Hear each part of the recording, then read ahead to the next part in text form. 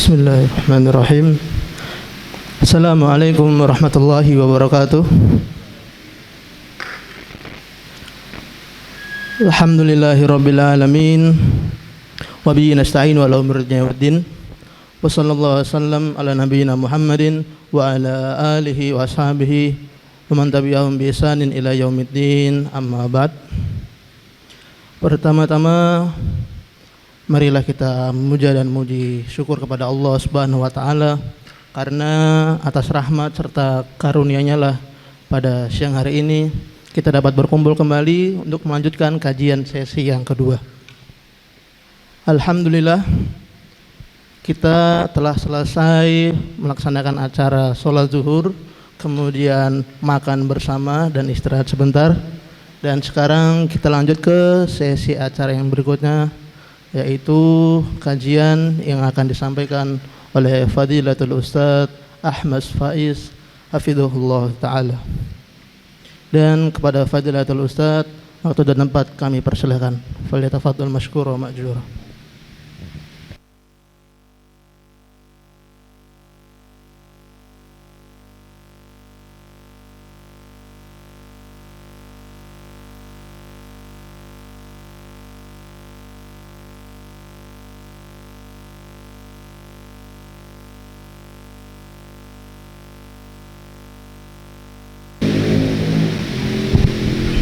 Alhamdulillah wassalatu wassalamu ala rasulillah wa ala alihi wa sahbihi ajma'in. Amma ba'd. Ikhwani rahimani wa rahimakumullah. Jadi pada kesempatan yang pertama tadi kita berbicara bahwa tauhid adalah dakwah yang pertama dan utama dari para nabi alaihimussalatu wassalam.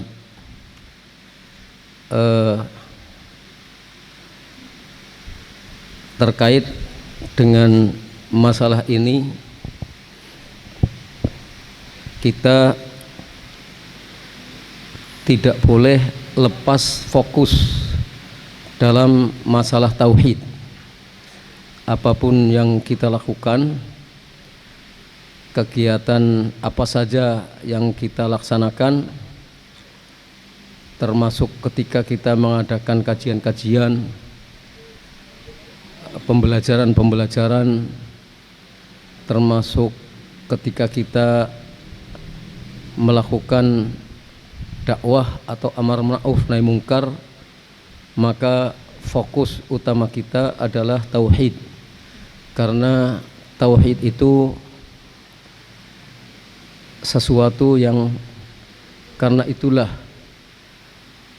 kita diciptakan, dan karena itulah nabi-nabi diutus, dan karena itulah kitab-kitab Allah diturunkan, yaitu untuk menjadikan umat manusia hanya beribadah kepada Allah Subhanahu wa ta'ala.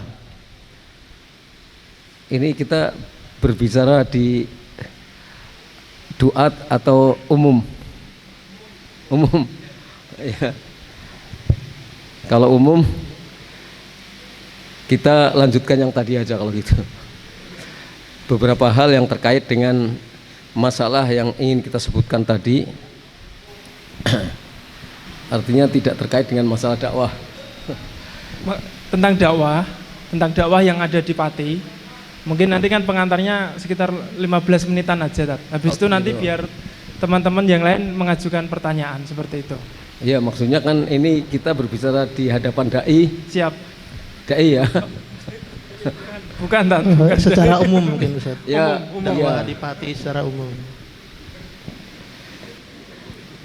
Baik, intinya dakwah itu kan fokusnya adalah tauhid. Kita mengajak orang berakhlak, ya intinya untuk bertauhid, supaya bisa menjalankan apa yang menjadi kewajiban kita, tauhid. dakwah itu hukumnya fardu kifayah. Dakwah itu hukumnya fardu kifayah, tapi dakwah itu kewajiban. Dakwah itu kewajiban bagi kaum muslimin. Kaum muslimin harus melaksanakan dakwah karena Allah memerintahkan kita untuk dakwah. Misalnya dalam surat Ali Imran ayat 107, wal takum minkum ummatun yad'una ilal khair wa ya'muruna bil ma'rufi wa yanhauna 'anil munkar wa ulaika humul muflihun. Hendaklah ada di antara kalian satu umat yang mengajak orang menuju kebaikan, memerintahkan yang ma'ruf dan mencegah dari perbuatan mungkar. Mereka itulah orang-orang yang beruntung. Kata minkum, ada sebagian yang mengatakan di antara kamu, sebagian. Tapi ada yang mengatakan minkum itu min untuk menunjukkan ibtida. Artinya hendaklah kamu menjadi umat. Maka yang memandang seperti ini berarti itu kewajiban setiap muslim untuk mengajak orang lain menuju kebaikan. Tapi kalau itu menjadi kewajiban setiap muslim, maka itu kewajiban menurut kemampuan masing-masing. Karena setiap muslim bisa mengajak orang lain menuju kebaikan. Kebaikan yang paling besar adalah tauhid. Karena tauhid adalah kewajiban paling besar yang diperintahkan oleh Allah. Kebalikannya syirik. Syirik adalah larangan yang paling besar di dalam Islam. Orang yang tidak bertauhid artinya adalah orang yang musyrik.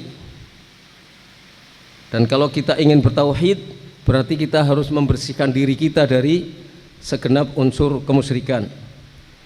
Kewajiban kita adalah mengajak orang lain untuk bertauhid, memerintahkan yang ma'ruf, mencegah dari perbuatan mungkar.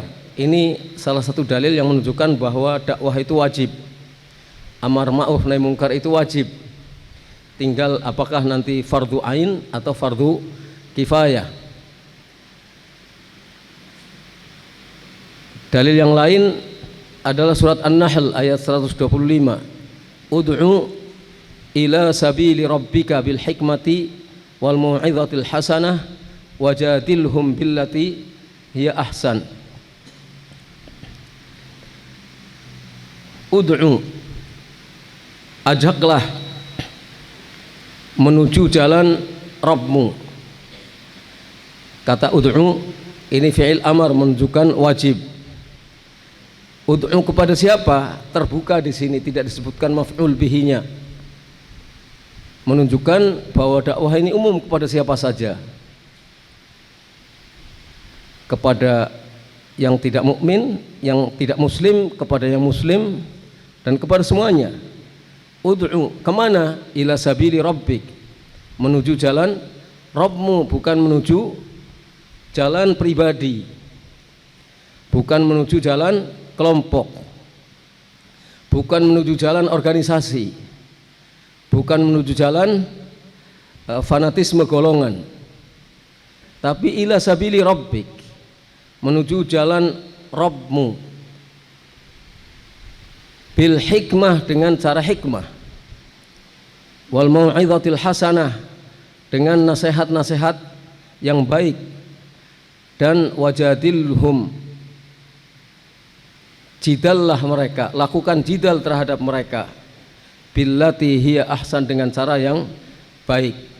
Kalau Imam Ibnu Qayyim rahimahullah di sini menegaskan bahwa yang dimaksudkan dengan al-hikmah adalah dengan dalil, bil hikmah, dengan dalil, dengan Al-Quran dan Sunnah. Untuk orang-orang yang senang dengan al-haq, dia mencari al-haq, kalau ditunjukkan dalilnya dia segera menuju al-haq. ini didakwai dengan cara hikmah, maksudnya dengan dalil, tinggal menyebutkan dalilnya, Al-Quran begini, hadis seperti ini, langsung dia menerima. Ini cara hikmah. Dan ini sesuai dengan para mufassirin yang mengartikan bil hikmah adalah bil kitab was sunnah, dengan Al-Quran dan sunnah Nabi SAW. Kemudian yang kedua, wal mau'izatul hasanah, dengan nasihat, dengan mau'izah hasanah.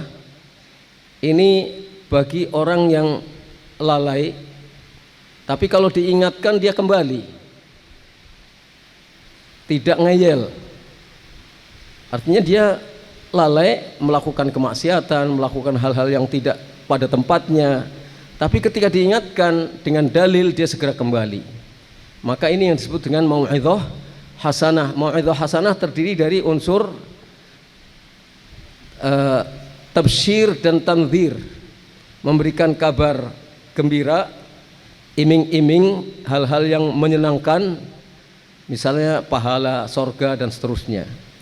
Dan tanzir, memberikan kabar tentang ancaman, bahwa orang yang melakukan maksiat ancamannya adalah neraka dan seterusnya. Itu mau'izah hasanah. Ini bagi orang-orang yang melakukan kemaksiatan, lalai terhadap ketaatan, tapi kalau diingatkan segera kembali. Kemudian yang ketiga, wajadilhum billati hiya ahsan, kepada orang-orang yang tenggelam dalam kesesatan dan kebatilan, dalam kemaksiatan, diingatkan tidak begitu serta-merta menerima, tapi harus dilakukan dengan jidal, dengan diskusi, dan memberikan argumentasi. Ini al-jidal billati hiya ahsan. Kemudian yang keempat itu adalah orang-orang yang melakukan kezaliman, orang kafir misalnya ahlul kitab, maka dibalas dengan tindakan yang sama. Tapi prinsipnya dalam dakwah, ketika kita mengajak sesama kaum muslimin, itu tiga hal ini yang disebutkan dalam surat An-Nahl. Kita ajak mereka kembali kepada jalan Allah Subhanahu wa taala. Ini menunjukkan wajib. Wad'u ila rabbika wa la takunanna minal musyrikin. Ini juga ayat yang menunjukkan bahwa dakwah itu wajib. Dan ajaklah menuju Rabbmu, dan janganlah kamu menjadi golongannya orang-orang yang musyrik, melakukan kemusyrikan. Demikian juga dalam surat Yusuf ayat 108, qul hadhihi sabili ad'u ilallahi ala basiratin ana wa manittaba'ani. Katakanlah Muhammad, jalan ini adalah jalanku yang aku berdakwah, mengajak manusia kembali kepada Allah atas dasar basirah, atas dasar ilmu. Dan demikian juga artinya dakwah ini aku lakukan dan orang yang mengikuti melakukannya. Dakwah dengan basirah ini aku lakukan dan orang yang mengikutiku melakukannya. Jadi berdasarkan ayat-ayat ini dakwah itu wajib. Adapun apakah fardu ain atau fardu kifayah, maka Syekh bin Baz mengatakan itu fardu kifayah. Artinya kalau ada sebagian kaum muslimin yang sudah menjalankan dakwah dan itu adalah ahlinya, maka kewajiban dakwah bagi yang lain gugur. Jadi bagi orang-orang awam kewajiban dakwah sudah gugur. Bagi yang berpendapat bahwa itu fardu ain, maka itu terbatas pada kemampuan seseorang. Jika seseorang mampu mengajak, ajak. Tidak boleh diam ketika melihat kebatilan terjadi, sedangkan dia mempunyai kemampuan dan tahu bahwa itu keliru, serta dia tahu mana yang benar, maka kewajiban dia adalah mengingatkan orang lain. Dan berdasarkan surat Yusuf ayat 108, kewajiban dakwah itu adalah mengikuti cara-cara dakwah Nabi Muhammad SAW, mengikuti manhaj dakwah Nabi SAW. Kita tidak boleh membuat rekayasa dalam masalah dakwah ini, karena dakwah itu adalah alat untuk menyerukan manusia kembali kepada tauhid. Dasarnya harus tauhid. Cara-cara yang dilakukan juga harus mengikuti cara-cara Rasulullah Shallallahu Alaihi Wasallam. Kemudian hasil itu bukan urusan kita, karena urusan taufik itu ada di tangan Allah. Urusan kita adalah kewajiban melaksanakan tugas sesuai aturan-aturan yang telah ditetapkan oleh Allah dan sesuai dengan tuntunan Nabi Muhammad sallallahu alaihi wasallam, karena itu adalah makna dari ikrar kita asyhadu anna Muhammadar Rasulullah. Jadi ittiba kita kepada Nabi Muhammad SAW itu dalam semua hal yang terkait dengan masalah dakwah, yang terkait dengan masalah ibadah. Dan dakwah itu termasuk ibadah. Dakwah itu termasuk ibadah. Maka kalau kita ingin diterima dakwahnya oleh Allah Subhanahu wa taala, maka kita harus ikhlas dan harus mengikuti tuntunan Nabi sallallahu alaihi wasallam. Kemudian kalau dakwah itu merupakan fardu kifayah bagi orang-orang lain yang tidak melaksanakan dakwah karena kewajiban dakwah sudah gugur, maka tidak berarti kemudian diam. Bagi yang berpendapat bahwa dakwah fardu kifayah, bagi yang tidak menjadi pelaku utama dakwah, maka dakwah itu tetap merupakan sunnah muakkadah. Jadi tetap saja kita dianjurkan untuk dakwah siapapun kita, tapi kita tidak mengajak orang sesuatu yang kita tidak tahu ilmunya, terkait dengan ayat, terkait dengan sabda Nabi SAW, ballighu walau ayah, itu adalah ayat yang kita tahu. Sampaikan daripadaku meskipun hanya satu ayat. Kalau kita tahunya satu ayat, ya yang kita sampaikan satu ayat itu saja. Kita tidak mengajak orang yang kita tidak tahu, mengajak orang menuju sesuatu yang kita tidak tahu juntrungnya kemana. Itu perlu kita perhatikan dan kita camkan baik-baik dalam diri kita. Kemudian sebagai muslim yang mempunyai tanggung jawab dakwah, baik itu fardu ataupun itu sunnah muakkadah, kewajiban kita adalah belajar terus menerus. Enggak bisa dakwah tanpa ilmu, tidak bisa, harus dengan ilmu sesuai dengan kemampuan kita masing-masing, dan yang kita dakwahkan adalah yang kita tahu.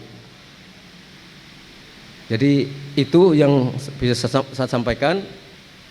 Kemudian ya, karena tujuan kita dakwah adalah mengajak orang beribadah kepada Allah, ya mari kita satukan langkah kita. Ini penting sekali ini. Mempersatukan langkah itu penting, dan mempersatukan langkah itu dengan persepsi yang sama. Persepsinya kita satukan, pemahamannya kita satukan, hatinya kita satukan. Prinsipnya Rob, Tuhan yang kita sembah satu, ya, bukan Tuhan yang berbeda. Maka kita berjalan, yang satu di sini, yang satu di tempat lain, yang satu di mana saja seluruh dunia, tujuannya satu, beribadah kepada Allah. Karena itu hatinya harus satu. Bersaing, munafasah dalam beribadah kepada Allah itu boleh, berlomba-lomba dalam kebaikan untuk beribadah kepada Allah itu boleh, tapi yang tidak boleh sikut-sikutan. minggir itu yang boleh. Ya, kita jalan sama-sama saja. Jalan sama-sama saja. Yang penting prinsipnya sama, tujuannya sama, pedoman yang kita pakai sama, dan kita punya Al-Quran yang sama. Begitu kan ya?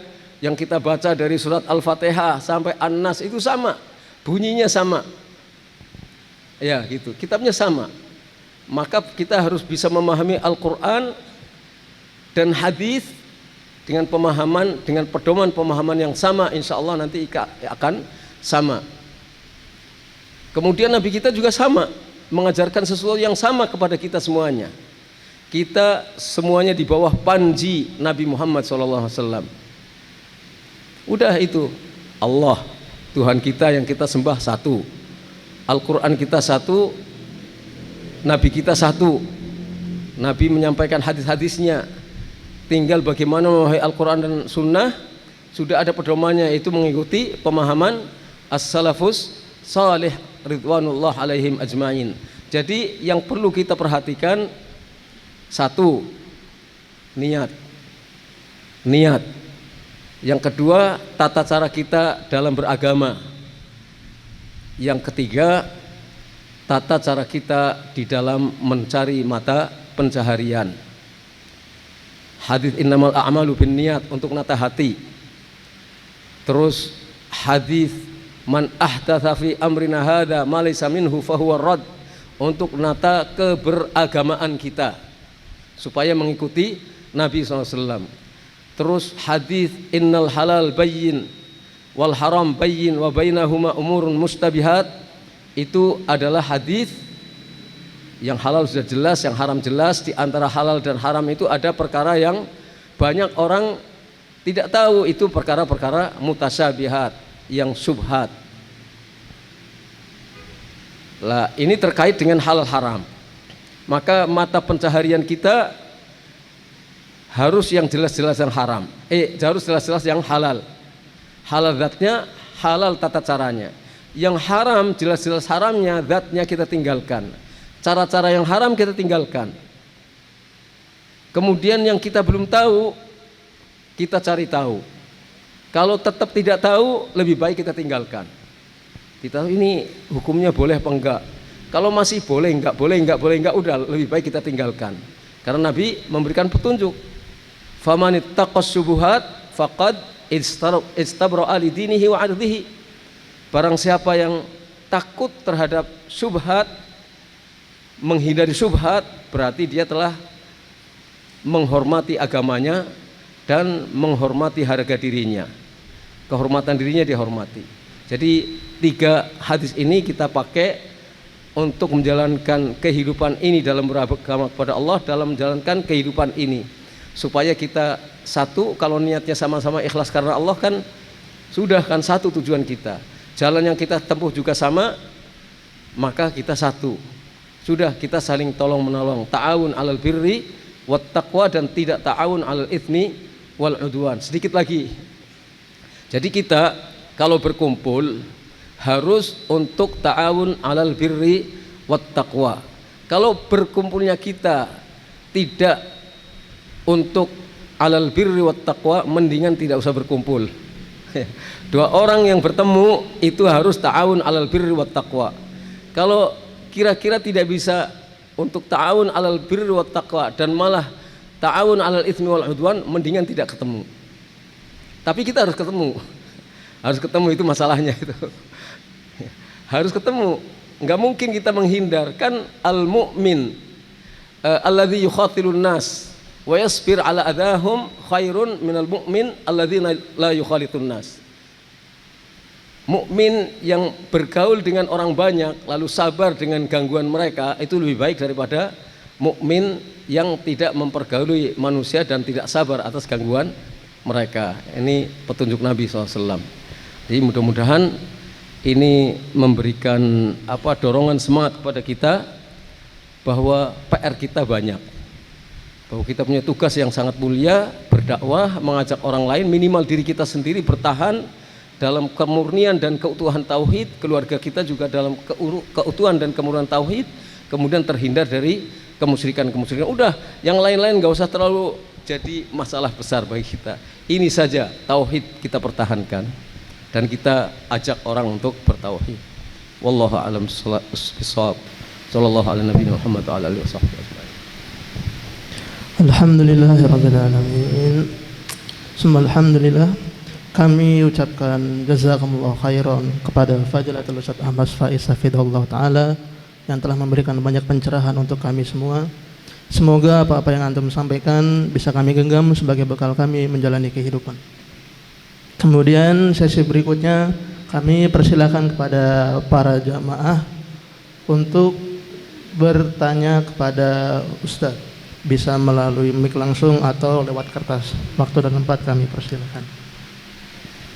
Bagi teman-teman yang malu untuk bertanya langsung, bisa ditulis ya. Ditulis nanti dikumpulkan di kotak suara, biar nanti dibacakan. Kalau yang mau bertanya langsung juga silakan, monggo. Iya, nah untuk murah malu, sepenting nggak malu-maluin ya.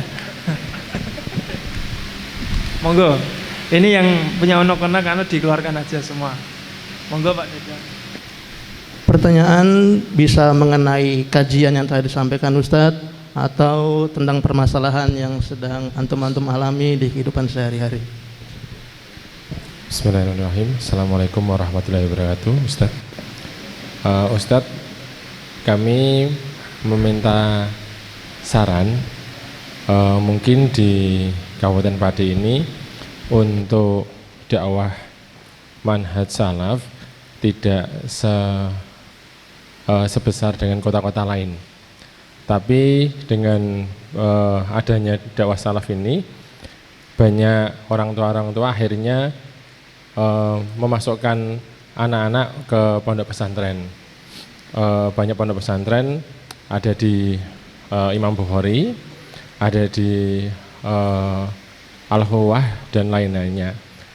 Mungkin ada saran bagi kami, apakah nanti untuk meningkatkan dakwah salaf yang di Pati, apakah dari Ustadz apa yang akan kami dorong kepada anak-anak kami untuk mengembangkan dakwah khususnya di Kabupaten Pati ini ke depannya, Ustadz?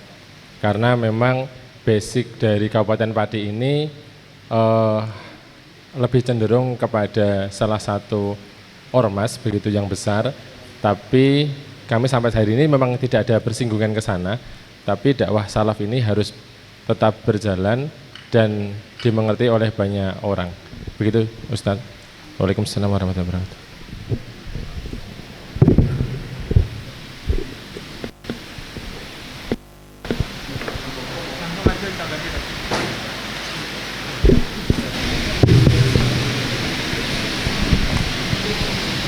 Supaya dakwah berkembang harus banyak orang berilmu. Maka ya bagaimana kita menggiatkan masyarakat untuk berilmu. Kalaupun masyarakat sudah ketinggalan ilmu, tapi bukan berarti mereka tidak wajib menuntut ilmu. Tetap saja berkewajiban menuntut ilmu menurut kemampuan masing-masing. Yang kemudian perlu pengembangan untuk masa depannya adalah generasi yang bakal muda. Generasi yang bakal muda itu bagaimana dididik untuk memahami agama Islam, untuk memahami ilmu Islam. Jadi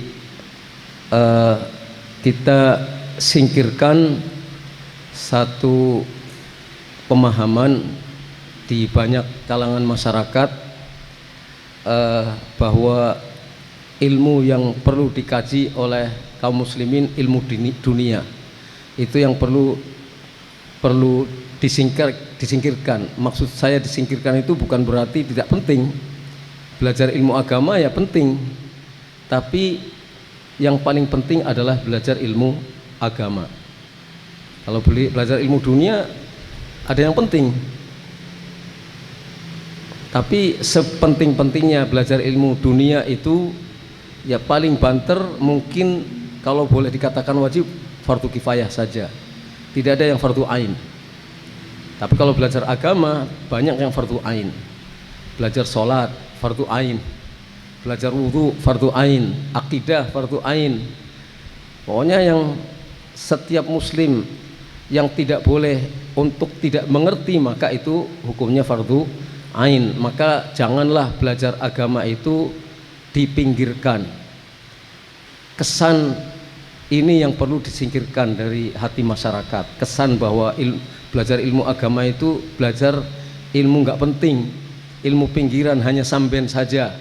Itu yang perlu untuk disingkirkan. Dan kita terus menerus sampaikan, kita opinikan bahwa belajar ilmu agama itu adalah belajar ilmu yang terpenting. Gitu. Jadi sekali lagi bukan berarti belajar ilmu dunia tidak penting, penting. Tapi kadang-kadang Belajar ilmu dunia kalau malah menjadikan orang semakin jauh dari ketakwaan, ya malah nggak boleh. Kemudian yang disebut sebagai dakwah salaf atau dakwah atau manhaj salaf itu sebenarnya adalah Islam itu sendiri. Manhaj salaf adalah Islam itu sendiri. Islam yang diajarkan oleh Nabi, diikuti oleh para sahabat. Itulah manhaj salaf. Salaf itu artinya kan para pendahulu umat Islam, para sahabat. Ini yang paling pertama, diikuti oleh para tabi'in, diikuti oleh tabi'ut tabi'in. Ini yang disebut sebagai generasi salaf.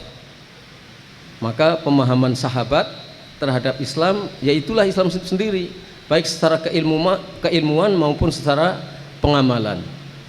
Nah, dakwah salaf ada dakwah menuju Islam itu sendiri. Jadi ini bukan sesuatu yang baru, bukan aliran, tapi kita ingin mengembalikan kaum muslimin kembali kepada Islam seperti ketika Islam itu diturunkan dan seperti ketika Islam itu difahami dan dijalankan oleh para sahabat Rasulullah SAW. Karena itu tanpa ilmu nggak mungkin, karena ini bukan sekedar kembang bibir, tapi ini harus dibuktikan dalam tindakan nyata. Allah.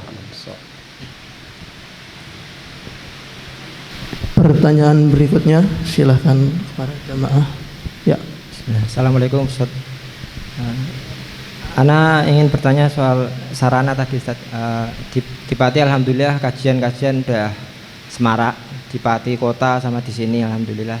Tapi untuk sarana misal kayak sekolah atau mungkin ponpes, temahat, di Pati kota sendiri kemarin ada muslimin yang menawarkan lahannya untuk dikembangkan untuk wakafnya Ustadz, untuk barangkali buat studi Islam atau markis dakwah mungkin di situ. Dan apakah termasuk juga fardu ain bagi kawan-kawan kami ini Ustadz untuk mengajak untuk menyambut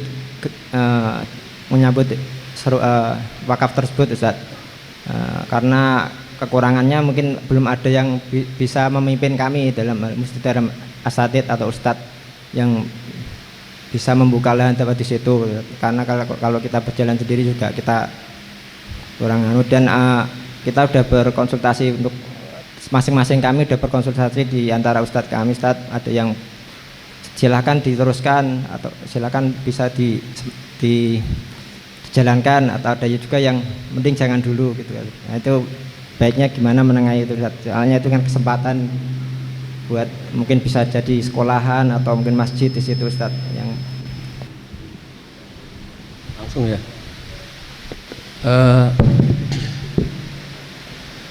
kalau sudah menyangkut masalah pengelolaan sebuah lembaga, maka harus ada hal yang perlu kita ingat dan camkan baik-baik.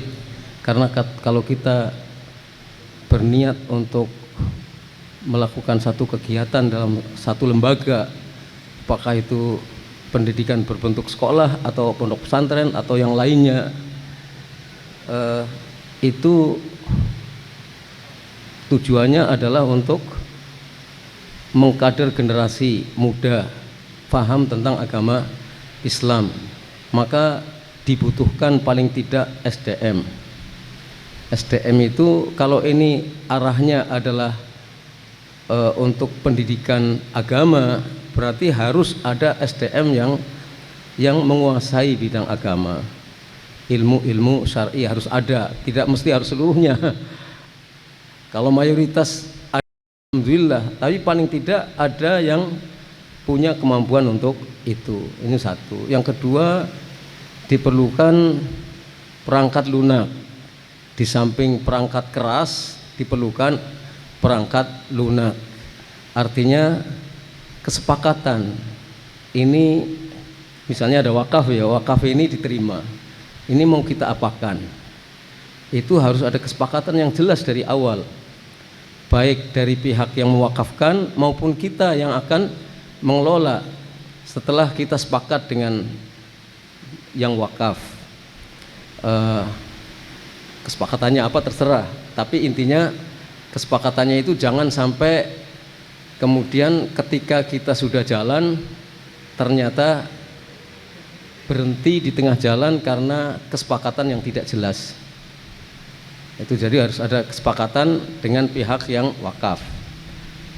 Kemudian di antara orang-orang yang mengelola lembaga ini atau pendidikan atau pesantren atau apa saja atau dakwah juga ada kesepakatan, dibuat kesepakatan yang sama-sama difahami, bukan sekedar tulisan di kertas, tapi benar-benar disepakati. Terus kesepakatan itu tertulis, kita menerima wakaf ini dan akan menjadikan lembaga seperti ini, tujuannya seperti ini, jelas tujuannya seperti ini, nggak akan berubah nanti, kecuali perubahan-perubahan yang tidak perubahan teknis saja sifatnya, bukan perubahan pokok yang bisa mengalihkan tujuan kita mengapa kita membuat lembaga pendidikan ini atau membuat lembaga dakwah ini. Itu disepakati. Gampangnya visi misinya lah gitu ya. Visi misinya harus jelas, jangan sampai sudah kita mulai kelola awalnya bareng-bareng, nanti di tengah jalan sudah mulai gereng, sudah mulai sejahtera, itu nanti kemudian timbul masalah-masalah. Jadi ini saya rasa sangat penting, perangkat lunak seperti ini yang harus kita sepakati, tertulis, SDM-nya juga jelas, nanti supaya di kemudian hari tidak ada masalah-masalah.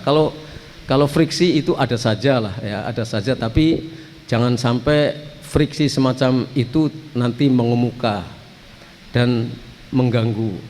Tetap saja orang, saya misalnya tidak senang sama seseorang, sama-sama guru misalnya, kan bisa saja terjadi seperti itu. Tapi biarlah itu dalam hati saya, ada tujuan yang lebih penting dan lebih besar daripada sekedar menuruti persoalan saya dengan teman saya. Jadi itu seperti itu harus disepakati. Allah SWT. Apa nih, kalau untuk misal barangkali ada masukan dai yang bisa merintis bisnis, saya nggak paham itu. Saya nggak paham dai yang nanti banyak bertanya-tanya saja sama teman-teman. Kemudian selanjutnya kami persilahkan. Cek. Assalamualaikum warahmatullahi wabarakatuh. Perkenalkan Ustadz, saya Fai, Ahmad Rifai nggih. Jadi alhamdulillah untuk saat ini memang kami diberi amanah dari teman-teman ya. Jadi di Pati ini ada namanya Rumah Quran Nurul Ilmi ya. Jadi saya dan istri diamanai dari teman-teman untuk pengelolaannya. Ini satu sisi sih Ana pengen adanya sebuah nasihat ya dari jenengan ya kan terkait apa yang kami lakukan. Mungkin kilas balik sebentar terkait yayasan ini ya. Kami sudah dalam bentuk yayasan. Di Pati ini kami alhamdulillah sudah ada wakaf, dapat wakaf untuk asrama putri, dan yang untuk putra itu sekarang dipinjami di daerah Puri ya. Untuk satu asrama itu kapasitasnya hanya 6 anak ya. Kami masih awam dalam agama ya. Kalau dikatakan tadi Ustadz bahwa dakwah ini harus berilmu dulu, atau mungkin saya salah menangkapnya ya, mungkin nasihatnya. Cuma alhamdulillah kami diberikan Allah kemampuan untuk merorganisir ya. Jadi gimana caranya pengelolaan rumah Quran ini berdasarkan apa yang sudah kami pelajari dan sudah kami diskusikan dengan beberapa ustadz sebelumnya ya. Jadi rumah Quran ini memang dari awalnya dari komunitas yang kemudian kami alihkan ke program spesifik di bidang agama. Muncullah rumah Quran ini. Berkembangnya memang satu hal yang memang berat bagi kami karena saya sama istri memang awam di bidang agama. Kami dulu lulusan dari sekolah formal sama sekali kami belum ada pendidikan terkait pondok Itu.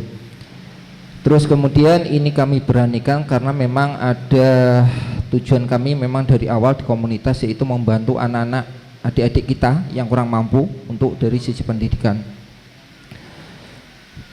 Kemudian dalam berjalannya waktu memang ini hampir sama kejadiannya dulu ketika saya pas kuliah di Jogja.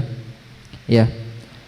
Ini juga nanti mohon nasihatnya Ustadz, sebagai seorang awam di bidang agama ya, melihat sebuah perselisihan, kalau dikatakan tadi kita bahasanya adalah bahasan tauhid ya, kita fokus di tauhid untuk awal, dalam artian memang banyak hal yang harus kita benahi.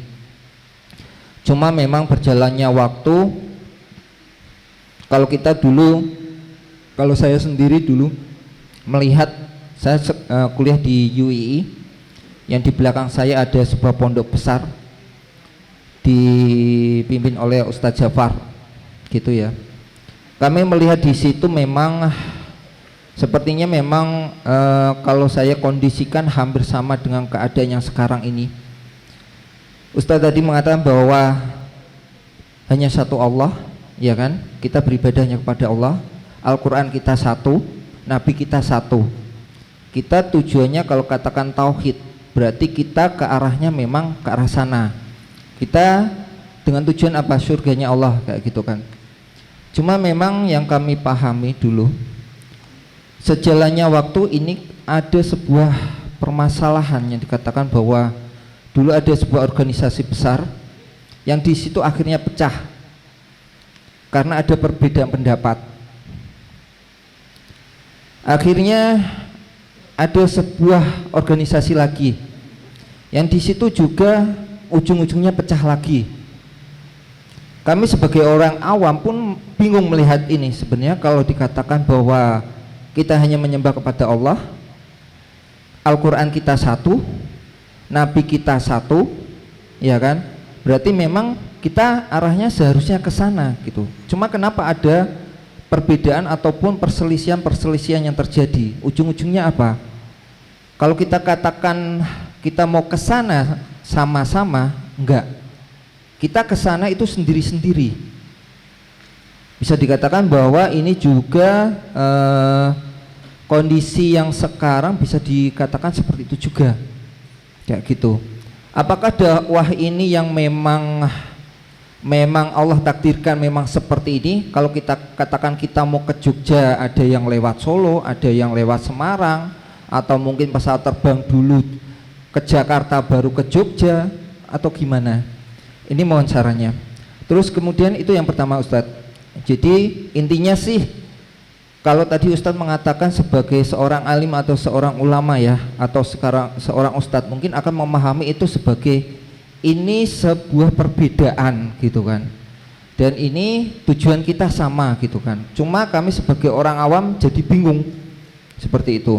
Ini nasihatnya. Terus yang kedua, terkait apa yang sudah kami lakukan, terutama saya sama istri, terkait amanah yang diberikan dari teman-teman. Karena kenapa amanah itu hanya diberikan kepada kami? Karena komunitas itu sebenarnya dulu itu bareng-bareng Ustadz. Dulu masih di Pati semua. Sekarang ini teman-teman sudah berpencar. Ada yang di Jakarta, ada yang di luar negeri, ada yang di luar Jawa. Jadi kalau dulu kita kerjakan bareng-bareng untuk komunitas, sekarang sudah enggak. Hanya kami berdua, saya sama istri, ya kan. Nah, kapasitas kami sebenarnya bukan kalau dikatakan membawahi rumah Quran, bukan, karena kami hanya memegang amanah untuk mengorganisir itu, ya kan.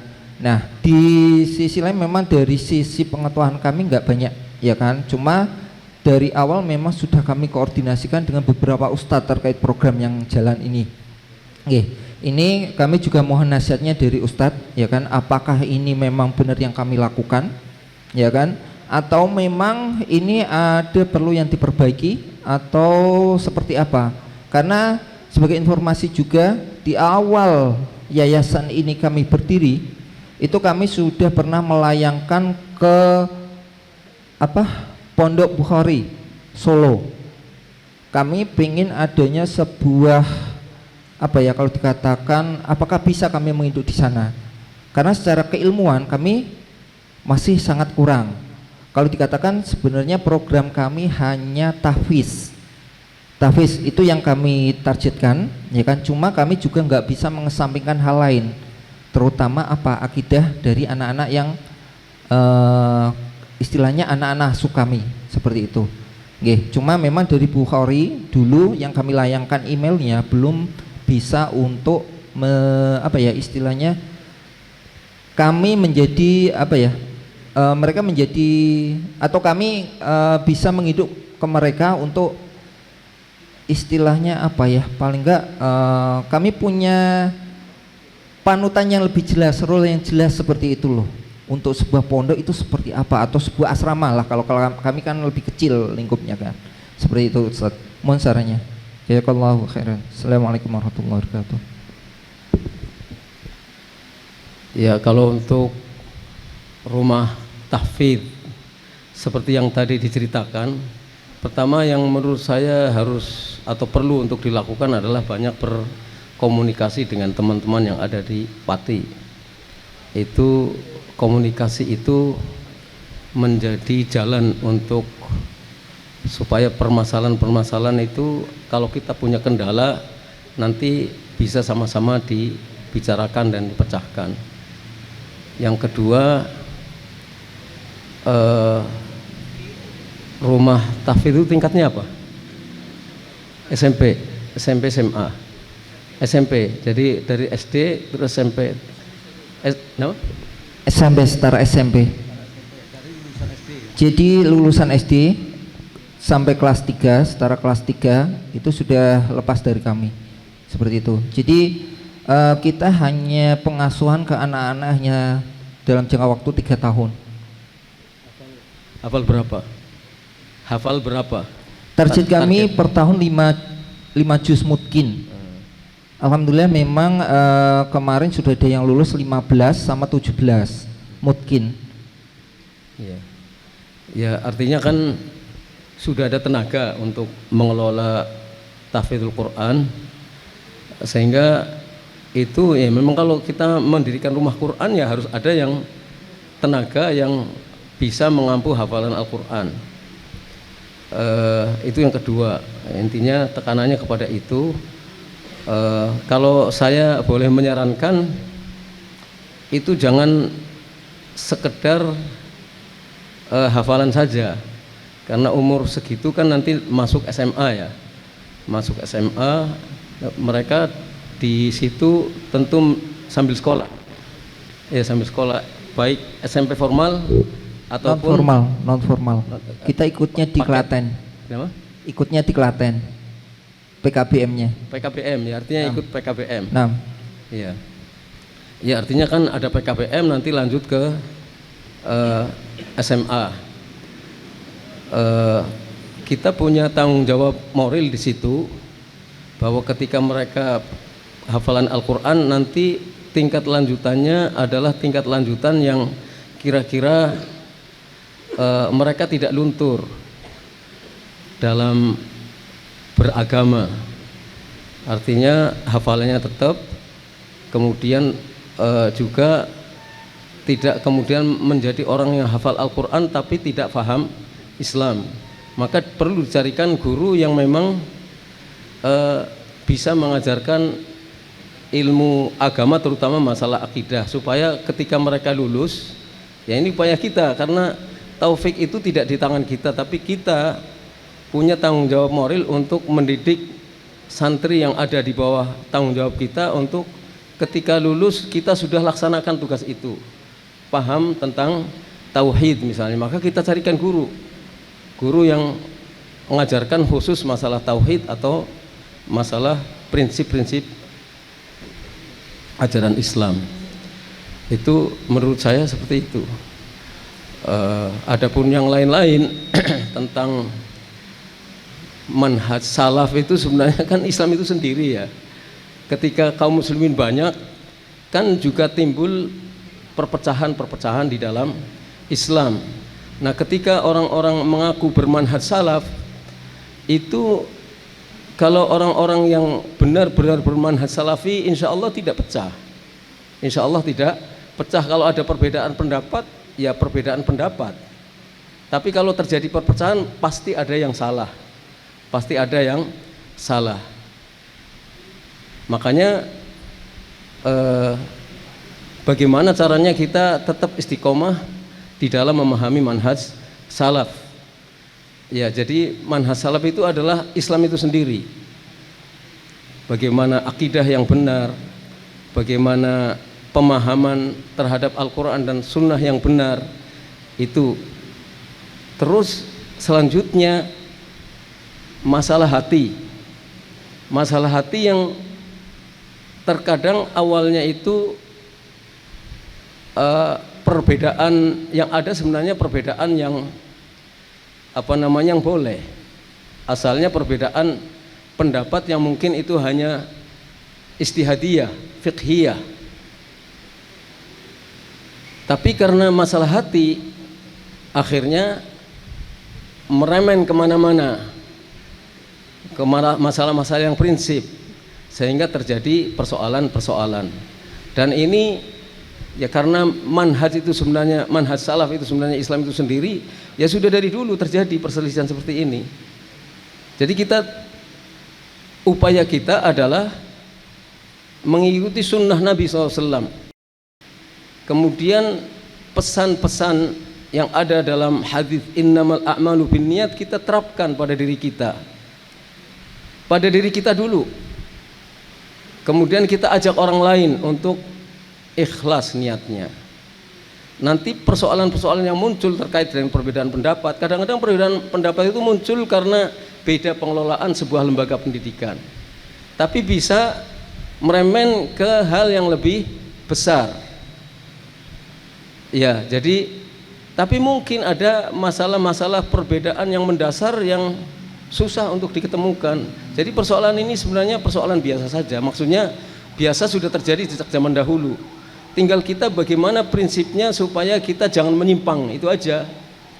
Prinsipnya kita jangan menyimpang. Mana yang disebut sebagai manhaj salaf, mana yang tidak, itu yang harus kita selalu belajar kepada para masyayikh, pada ulama-ulama yang besar. Sehingga kita tidak kalaupun ada kekeliruan yang kita lakukan, mudah-mudahan diampunkan oleh Allah Subhanahu wa taala. Itu begitu ya. Jadi sesuai dengan sabda Nabi SAW bahwa alaikum bisunnati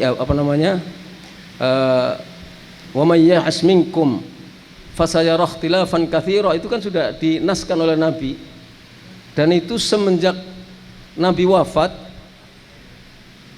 ketika para sahabat masih hidup tetapi generasinya sudah berganti pada generasi berikutnya, sudah mulai timbul friksi, karena itu sudah dinaskan oleh Nabi SAW bahwa itu adalah sunnatullah yang berjalan. Tinggal Nabi memberikan obatnya supaya kita tidak terlibat dalam perpecahan itu, yaitu apa? Alaikum bisunnati wa sunnatil khulafa'ir rasyidin al-mahdiyyin min ba'di. Wajib bagi kalian berpegang kepada sunnahku dan sunnah al-khulafa'ur rasyidun sesudahku. Addu 'alaiha bin nawajid. Gigit sunnah itu dengan gigi gerahammu. Jadi yang gigit kencang-kencang, pegang kencang-kencang sunnah Nabi SAW. Ya, pegang sunnah Nabi SAW. Dengan berpegang kepada sunnah Nabi, kita insya Allah akan lepas dari perpecahan itu. Jangan kita menjadi bagian dari perpecahan itu sendiri. Jadi jangan sampai kita menjadi bagian dari perpecahan itu sendiri. Kita belajar. Setiap kita wajib belajar untuk bagaimana sunnah Nabi SAW. Kalau tadi dijelaskan bahwa latar belakangnya umum, ya belajar agama yang benar. Belajar agama yang benar. Insya Allah dengan demikian kita akan menuju ke arah pemahaman yang sama. Setelah pemahaman yang sama, hati kita luruskan. Ikhlas enggak kita dalam beribadah kepada Allah? Ya, jadi ikhlas enggak kita dalam beribadah kepada Allah? Untuk apa saya membuat lembaga pendidikan? Untuk apa saya bekerja? Karena Allah atau untuk memperturutkan keinginan pribadi? Kan harus dibedakan itu. Jadi satu, kita harus ikhlas. Yang kedua, kita harus berpegang pada sunnah Nabi. Kalau kita belum paham sunnah Nabi, jangan melihat fakta yang ada di lapangan. Maksudnya fakta itu sudah sejak dulu ada. Kita belajar. Kalau kita sudah berpegang pada sunnah dan orang lain tidak mau berpegang pada sunnah, atau dia mengaku berpegang pada sunnah tapi tidak bisa sama dengan kita, udah jalan aja mengikuti sunnah tapi bukan jalan sendiri. Kemudian kalau kita berada di misalnya di Pati, ya banyak komunikasi dengan teman-teman yang ada di Pati supaya tidak jalan sendiri. Permasalahannya apa? Allah. Kemudian pertanyaan berikutnya kami persilakan.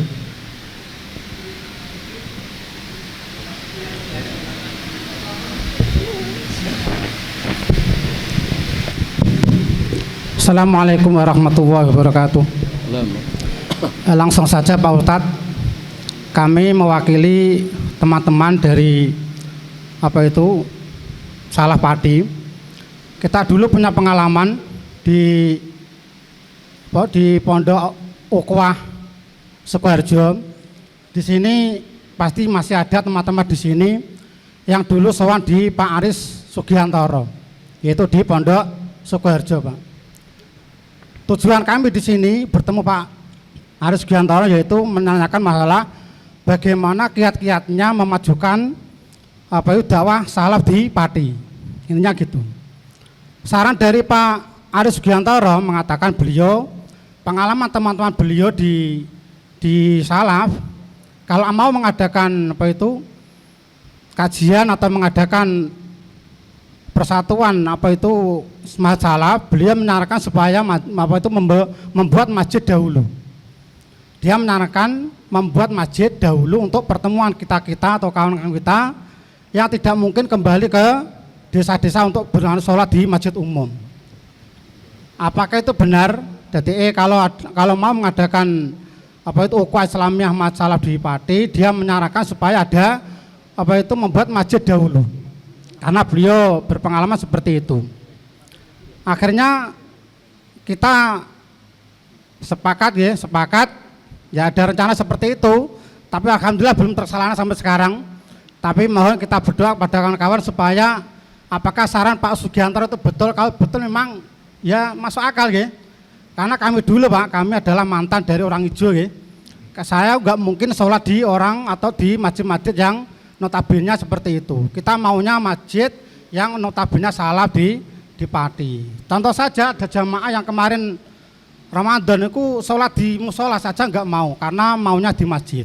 Yang pertama. Yang kedua, Bapak Ustadz, saya mau minta motivasi pada Pak Ustadz bahwa alhamdulillah saya lihat tadi kajian yang pertama itu pesertanya sangat banyak ya, bisa jadi 200 lebih tadi saya lihat.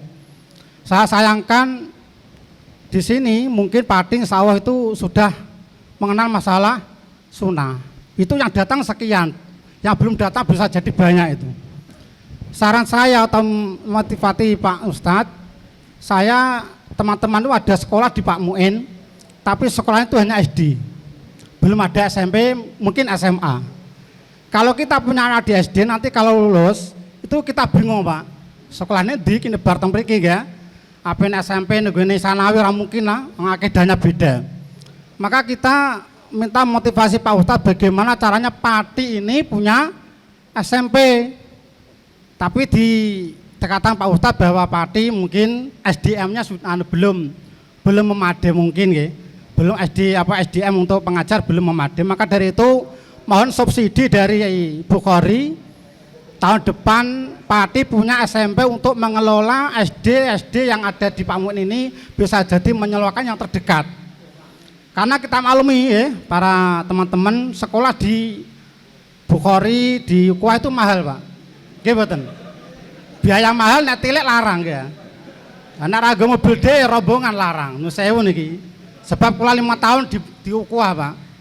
Saya memikirkan anak-anak teman-teman yang notabene ekonomi ke bawah, kalau nanti mengunjungi anak itu biayanya sangat besar sekali. Maka dari itu mohon motivasi Pak Ustadz bisa jadi nanti Pati bisa mempunyai SMP supaya nanti kalau ada lulusan dari sini SD bisa SMP-nya dekat sekali bisa dijangkau wali murid. Niki Ustadz niki napa itu saya itu mengusulkan apa itu reaksi dari teman-teman itu saja. Insya Allah nanti kalau itu sudah dipenuhi, insya Allah kita selalu bersatu bersama di sebuah masjid yang notabene salaf. Sekian dari kami, jawabannya terima kasih. Wassalamualaikum warahmatullahi wabarakatuh. Assalamualaikum. Ya, jadi ya bagus kalau punya semangat itu. Wah, semangat untuk mendirikan SMP atau lembaga pendidikan, tapi yang praktisnya gini aja. Kalau sudah lulus SD di sini, kalau tidak masuk Imam Bukhari, ada pondok-pondok yang lain, ada Bin Bas, ada Al-Ukhuwah, ada Ibnu Abbas di Sragen, kan banyak itu insya Allah. Jadi dari situ kan bisa. Kalau Imam Bukhari nggak mahal, berbiaya tinggi, itu memang gitu. Kalau Al-Irsyad di Tengaran mungkin biayanya lebih rendah, tapi dia kan punya backing besar itu. Kalau kita kan sendirian itu. Kita itu yayasannya yayasan mandiri, benar-benar mandiri, jadi apa-apa harus dipikirkan sendiri. Kalau Al-Irsyad di Tengaran dia punya backing di belakangnya yang kuat. Jadi untuk biaya pendidikan mungkin lebih rendah ya, bukan lebih murah. Saya katakan bukan lebih murah, tapi lebih rendah. Di Ukhuwah juga mungkin punya backing di luar itu, sehingga biaya pendidikannya lebih rendah daripada di Imam Bukhari. Tapi insya Allah semuanya itu kalau kita niati dengan semangat akan ada jalan keluar. Jadi misalnya ya, sekarang hitung 6-7 tahun di Ukhuwah selesai, 4-5 tahun masuk Libya atau masuk Madinah atau masuk Saudi atau masuk STDI Jember, berarti kira-kira 15 tahun yang akan datang sudah banyak kader di Pati ini. Pada saat itu kita sudah mulai rintisannya, terus nanti orang-orang pada pulang bekerja bersama-sama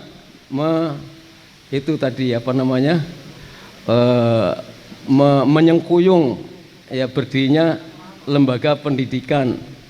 Yang itu ya, kalau tadi Ustadz Aris Sugiantoro menyarankan untuk bikin masjid, bagus ya, bagus untuk pembinaan di situ sebagai pusat kegiatan pembinaan orang supaya memahami manhaj salaf. Tapi manhaj salaf itu kan bukan klaim secara secara lisan saja, bukan kembang bibir gitu. Tapi ada usul dan ada kaidah-kaidahnya. Nah, usul dan kaidah-kaidah ini yang harus dipahami supaya persepsi satu. Ya, ada usul dan ada kaidah-kaidah. Yang orang boleh saja menyatakan dirinya bermanhaj salaf, tak sesuai enggak dengan kaidah dan usul yang ada di dalamnya. Jadi itu yang perlu dikaji. Itu yang perlu. Mendirikan masjid bagus insya Allah itu. Nanti di masjid itu ada kegiatan, ada ustadznya yang memberikan pengarahan, memberikan pelajaran, misalnya tentang tauhid itu apa, kemudian tentang tentang ibadah itu apa, tentang fikih itu gimana, terus yang lain-lain, termasuk keharusan kita untuk berpegang kepada apa yang difahami oleh para salafus salih terhadap Al-Quran dan Sunnah Nabi SAW. Kan begitu ya, Pak. Tambahi Pak, saya masalah yang berkaitan dengan teman-teman Pak jomblo Pak. Teman-teman jomblo Pati banyak Pak yang salaf. Tapi sayangnya kalau mencari jodoh seakidah itu sukar Pak. Ya, kalau mencari jodoh seakidah itu sukar. Padahal jomblo banyak di sini. mengeluh masalah mencari jodoh. Kalau dia mencari jodoh kepada orang umum, saya ini banyak tantangan, terutama dari mertuane, Pak. Bisa jadi anak dhewe niku. Nah, ini kita tolong teman-teman teman-teman yang jomblo-jomblo ini tolong nanti dia usul supaya nanti diusahakan supaya jomblo salaf niki bisa ndang tok jodoh. Berarti poyoki, Pak. Banyak yang jomblo, Pak. Nggih, nyatane dadi salaf ora payu-payu kowe ngoten. Nanti teman-teman ya bengkap Ustaz niki teman-teman yang jomblo-jomblo ini mohon diusahakan supaya ndang payu ben ya salaf ya nyatane payu ngoten. Usul niki Pak nggih teman-teman dari Salafati saake sejomblo-jomblo ini berapa Pak nih usul tadi? Apa yang nakokno anek wong ngumum musuhan karo mertuane nggih. Lah dinakane kalih sing tunggal sak mandat ketake akhwat-akhwate kangel Pak. Nek arep pendidikane rata mboten purun ya. Ngesake mohon nih teman-teman yang teman-teman jomblo ini mohon nanti diusahakan supaya ndang payu ben ben kuat agamanya. Sekian. Monggo Assalamualaikum warahmatullahi wabarakatuh. Salam. Nggih, monggo itu di PR itu. Untuk diatasi itu. Kemudian pertanyaan berikutnya kami persilakan kepada jamaah. Mohon mic-nya diberikan kepada Bapak.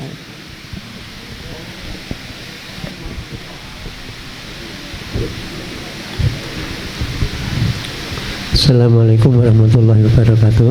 Salam. Anda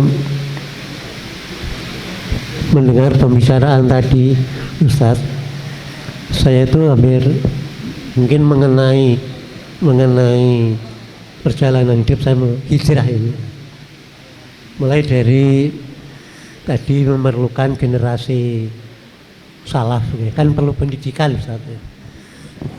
Ya kebetulan anak juga wali santri di Imam Bukhari Ustaz. Ya, tadi kebetulan kan kita mempersiapkan jangka panjang untuk orang yang berilmu, bermanhaj salaf. Nah, sehingga dari sekarang kemarin di IL, sekarang sanawiyah Ustaz. Dan kebetulan saya lihat kemarin juga rankingnya 1 Ustaz. Ya, bukan itu maksud saya. Ya mudah-mudahan ke depan dipantau Ustaz. Dari Pati mudah-mudahan bisa diberi rekomendasi lanjut ke Madinah. Mungkin termasuk putra Bapak Muin, putra yang lain juga dari Pati kan ada Ustaz. Kemudian tadi ada yang bilang banyak jumlahnya jumlah kualitas atau jumlah setengah-setengah Ustaz ya. Kalau mau mendukung Ustaz Salaf, saya juga punya kakaknya perempuan Ustaz, dan juga dalam tadi yang dibutuhkan untuk rumah sakit ya kan.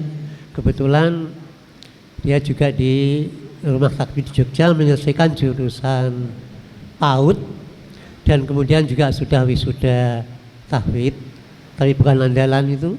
Wisuda beberapa kali juga saya kira tidak menjamin itu kan. Tapi makanya tadi kalau ada jomblo, saya juga punya apa? Kalau yang perempuan apa namanya? Ya jomblo perempuan misalnya. Ya barangkali bisa itu nanti untuk mengembangkan. Kemarin saya ikut nunut di Stikis Pati, kan kebetulan ikut ngajar di sana kemarin merintis MA, SD sama PAUD kelihatannya. Tapi anak-anak yang pengajar ini kan masih kuliah kan. Waktu pandemi itu saja ikut, kemudian setelah itu kan melanjutkan kuliah.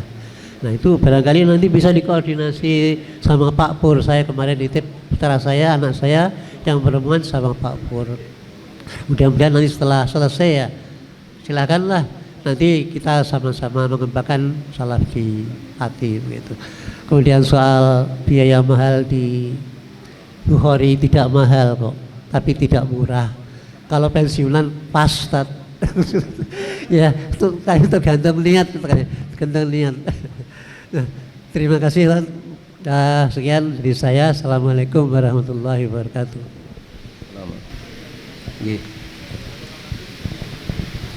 Kemudian pertanyaan berikutnya kami persilahkan. Jika tidak ada, kami lanjut ke pertanyaan yang tertulis. Yang pertama Ustadz, pertanyaannya berkaitan dengan tema kita tadi, yaitu tauhid. Di sini, bagaimana hukumnya orang yang mengatakan la ilaha illallah tapi tidak tahu konsekuensinya? Apakah ia dihukumi kafir atau dihukumi muslim? Dan apakah boleh menyolatkan ketika meninggal? Nah, kalau orang mengucapkan la ilaha illallah, taunya kita itu dia mengucapkan la ilaha illallah, ya muslim. Ya dulu ketika dalam sebuah pertempuran, Zaid bin Harithah membunuh seseorang, ketika dikejar-kejar, ketangkep, lalu dia mengucapkan la ilaha illallah, lalu tetap dibunuh. Ditegur oleh Nabi SAW, halla tasyuqqa sadrah, kenapa kamu tidak belah saja dadanya supaya tahu isi hatinya. Jadi kalau sudah mengucapkan la ilaha illallah, ya muslim, kecuali ada data yang jelas berdasarkan bukti yang tidak bisa dibantah bahwa dia keluar dari Islam. Kalau selama hanya dugaan-dugaan itu nggak bisa. Al yaqin la yazulu bisyak, sesuatu yang yakin itu tidak bisa hilang karena hanya dengan dugaan-dugaan ragu-ragu. Jadi aslinya dia muslim. Wallahu a'lam bishawab. Baik, jazakallahu khair. Kemudian pertanyaan berikutnya, Ustadz, bagaimana cara supaya kami lebih giat untuk dekat dengan kitab-kitab yang kita miliki? Akan tetapi kami sekarang sudah jarang tersentuh karena tersibukkan dengan artikel di HP. Mohon pencerahannya, Ustadz. Iya, memang perlu kesabaran itu. Dan harus dengan sabar. Mulailah dari yang ringkas-ringkas saja dulu. Hafalkan matan-matan seperti matan hadis arba'in, terus kemudian matan nawaqidul Islam, matan al-qawaidul arba', matan matan al-usulut thalathah, matan kitabut tauhid. Dari situ dulu dihafalkan. Setelah berusaha menghafalkan matan-matan ini, kemudian dia merambah ke syarah-syarah ringkas dulu. Tidak tiba-tiba kitab gede, misalnya syarah Sahih Bukhari, Fathul Bari misalnya, ya, kita baca ya udah ketika ketanggor masalah sedikit yang nggak paham, bosen, ditutup. Mestinya hafalkan dulu matan-matan yang ringkas-ringkas, kemudian syarahnya yang pendek-pendek, kemudian begitu tahapannya. Dan itu yang dilakukan oleh para ulama. Nggak ada yang tiba-tiba membaca kitab yang panjang-panjang, syarahnya panjang-panjang, nggak ada itu ulama-ulama kita dari dulu sampai sekarang. Baik, Ustaz. Kemudian pertanyaan berikutnya mengenai tentang problematika sunnah di dalam keluarga. Di sini mengajukan pertanyaan, Ustadz, Afan, ana adalah anak dari orang tua yang belum mengenal sunnah dan saudara-saudara ana juga belum mengenal sunnah. Alhamdulillah Allah telah memberi hidayah kepada ana untuk mengenal sunnah, dan saya sudah sering menasihati orang tua ataupun saudara-saudara yang lainnya. Akan tetapi mereka menolak sunnah tersebut dengan mentah-mentah. Mohon nasihatnya, bagaimana cara menanggapi orang tua dan saudara yang seperti itu? Kepada orang tua itu harus birrul walidain, harus mutlak. Birrul walidain itu harus mutlak.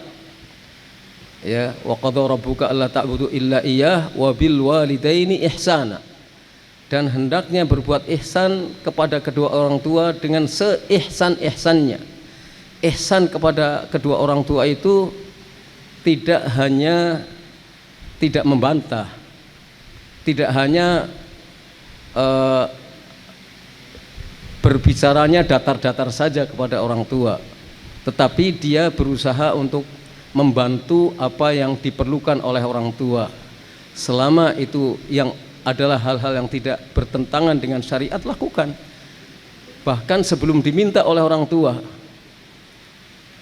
Kemudian kalau misalnya kita melihat orang tua melakukan hal-hal yang menyimpang, ya kita harus ingatkan, tapi ada cara untuk mengingatkan orang tua dengan tidak bertentangan dengan birrul walidain. Kan ayat mengatakan wa in jahadaka ala an tusyrika bima laisa laka bihi ilmun fala tuti'huma wa sahibhuma fid dunya ma'rufa. Kalau keduanya memaksa kamu untuk berbuat syirik kepada Allah, sesuatu yang tidak berdasarkan ilmu, maka jangan taati keduanya, tapi sahibhuma, pergauli keduanya di dunia ini dengan cara yang baik. Bagaimana Sa'ad ibnu Abi Waqqas mempergauli ibunya yang memaksa Sa'ad untuk kafir kembali. Beliau santai aja, artinya tidak kemudian emosional, tidak kemudian apa. Beliau hanya mengatakan kepada ibunya untuk menunjukkan ketegasan sikapnya, tapi lemah lembut. Ya ummah, sebutannya ummah itu kan luar biasa itu. Wahai ibundaku, kalau engkau memiliki nyawa rangka 10, lepas satu-satu, saya tidak akan tinggalkan agama ini. Kekeh dengan pendiriannya, tapi tidak berarti kemudian keras menjawabnya. Jadi kalau ingin orang tua kembali kepada sunnah, kembali kepada al-haq, kembali kepada Allah, pertama doakan. Doa, kayak Sa'ad bin Abi Waqqas mendoakan ibunya supaya dilembutkan hatinya menerima Islam. Akhirnya masuk Islam. Menantangkan ibunya, saya akan mogok makan loh, biar orang tahu kalau saya mati kelaparan itu lantaran kamu. Begitu Sa'ad menjawabnya dengan nada santai tapi tegas, nggak akan saya meninggalkan agama ini kebenaran. Terus berdoa, ternyata ibunya kemudian dilembutkan hatinya oleh Allah, masuk Islam. Yang kedua, jadikan kita dipercaya oleh orang tua, tidak karbitan. Artinya kita mengingatkan orang tua tidak dadakan. Buktikan dulu bahwa kita orang yang terpercaya, orang yang ibu kita, bapak kita itu percaya bahwa kita orang baik. Kalau beliau berdua atau salah satu di antara keduanya yakin bahwa kita orang baik, apa yang akan kita katakan akan diterima, meskipun mungkin dia belum bisa mengikuti, tapi paling tidak menentang, tidak menghalangi kita untuk melakukan kebaikan. Paling tidak seperti itu, dan terus kita buktikan bahwa kita adalah orang baik. Tunjukkan akhlak kita kepada orang tua bahwa inilah manhaj salaf, inilah dakwah salafiyah yang diajarkan kepada kita seperti ini. Bantu, nyuci, nyapu, apa saja, walaupun tidak minta, dalam hal-hal yang tidak bertentangan dengan maksiat. Kalau maksiat nggak boleh dituruti, li'annahu la ta'ata li makhluqin fi maksiatil khaliq atau kama qala Rasulullah SAW. Tidak ada ketaatan kepada makhluk dalam bermaksiat kepada al-khaliq. Baik, saya ucapkan jazakumullah khairan kepada antum Ustaz Fadilatul Ustaz Ahmad Faisal Hafidhahullah karena telah mau meluangkan waktunya untuk mampir mengisi dakwah di Pati. Ini bukan mampir nih. Oh iya. Kemudian datang sengaja mengunjungi antum itu. Maksudnya secara nggak langsung. Semoga apa yang telah antum sampaikan, ilmu-ilmu yang telah antum berikan dapat mengena serta masuk ke dalam jiwa kita semua. Kemudian yang terakhir, ada lagi. Cukup pertanyaan. Sebentar, saya ingin menyampaikan. Jadi kepada ikhwan, ada akhwatnya, ada ikhwan dan akhwat sekalian, mari kita niati sungguh-sungguh dalam beribadah kepada Allah SWT yang ikhlas, dan kita bekerja sama dalam kebaikan. Ta'awun 'alal birri wat taqwa, tidak ta'awun 'alal itsmi wal 'udwan. Jadi itu sesuatu yang kita yakini benar adalah yang difahami dan dijalankan oleh para sahabat radhiyallahu anhum. Kita berusaha untuk mengikuti jejak salafus salih radhiyallahu anhum di dalam beragama, di dalam memahami Al-Quran dan Sunnah. Seperti kata Imam Ahmad bahwa usulus sunnah indana, bahwa pokok-pokok sunnah menurut kami para ulama, kata Imam Ahmad, adalah ittiba' makana alaihi as-salaf, tamassuk bima kana alaihi salaf. Lafaznya begitu, at-tamassuku bima kana alaihi as-salaf as-salih. Jadi berpegang teguh kepada apa yang ditempuh oleh para salafus salih, ilman wa amala, secara ilmiah maupun secara amaliyah. Beliau tidak mengatakan al-amal bima kana alaihi salaf, melaksanakan apa yang dilaksanakan oleh salaf, bukan, tapi beliau mengatakan tamassuk, berpegang pada apa yang ditempuh oleh para salafus salih, pemahamannya, amaliyahnya. Karena kalau kalimat beliau berpegang pada amal saleh, nggak ada yang bisa mengikuti amalan Abu Bakar, amalan Umar, amalan Utsman, Ali, amalan para sahabat, nggak ada yang bisa. Maka yang beliau katakan tamassuk, berpegang teguhnya. Kalau individu di antara kita berbeda-beda tingkatnya. Ada yang ketaatannya lebih sempurna, ada yang kurang, ada yang senang sholat lail, ada yang sholat lailnya tidak dilakukan sama sekali, sholat rawatibnya tidak dilakukan misalnya, tidak puasa Senin Kemis apalagi Daud. Kadang-kadang ada puasa sunnah terkait dengan terkait dengan Dzulhijjah tidak dilaksanakan. Tapi yang penting berpegang teguh pada manhaj salaf salih radhiyallahu anhum ajma'in. Ini janji loh dari Nabi SAW. Obatnya adalah alaikum bisunnati wa sunnatil khulafai ar-rasyidin al-mahdiyyin. Addu 'alaiha bin nawajid wa iyyakum wa muhdatsatil umur. Ya, wajib bagimu berpegang pada apa yang dengan sunnah Nabi SAW dan sunnah para khulafaur rasyidun. Gigit sunnah itu dengan gigi gerahammu, artinya kencang berpegang pada sunnah ini. Soal amaliyah masing-masing punya kemampuan sendiri-sendiri. Amaliyahnya punya kemampuan sendiri-sendiri, beda antara satu dengan orang yang lain, tapi berpegang teguhnya sama. Kemudian wa iyyakum wa muhdatsatil umur, hati-hati jangan sekali-sekali kamu mengadakan perkara yang baru dalam agama. Hati-hati, itu Rasulullah mengatakan wa iyyakum wa muhdatsatil umur. Awas, hati-hati jangan dekat-dekat kepada perkara-perkara yang baru dalam urusan agama. Fa inna kulla muhdatsatin bid'ah. Sesungguhnya setiap yang baru dalam agama itu adalah bid'ah. Itu yang dikatakan oleh Nabi SAW sebagai pesan untuk kita sekalian. Jadi mari kita dan dalam hal ini kembali kepada masing-masing kita, mau atau tidak, karena hidayah taufik itu tidak di tangan kita, ada di tangan Allah SWT. Beliau Allah yang berkuasa. Tidak ada siapapun yang bisa memberikan taufik kepada siapapun. Seperti Nabi tidak bisa memberikan taufik kepada pamannya Abu Thalib. Nggak bisa, walaupun beliau Nabi Nuh tidak bisa menjadikan putranya itu berada dalam keimanan bersama dengan Nabi Nuh. Tidak juga istrinya Nabi Lut, istrinya tidak bisa, karena taufik murni ada dalam kekuasaan Allah, ada di tangan Allah.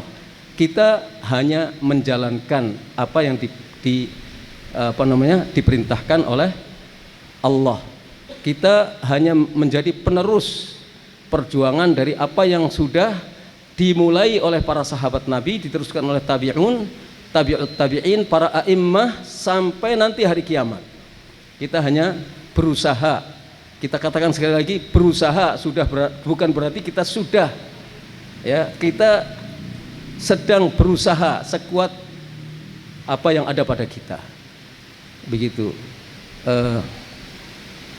Tadi terkait dengan Imam Bukhari, ya, Sudah pernah untuk beri. Loh, kalau kita Imam Bukhari nggak bisa. Kalau ingin menjadi cabang Imam Bukhari ya harus kita nggak berani buka cabang itu.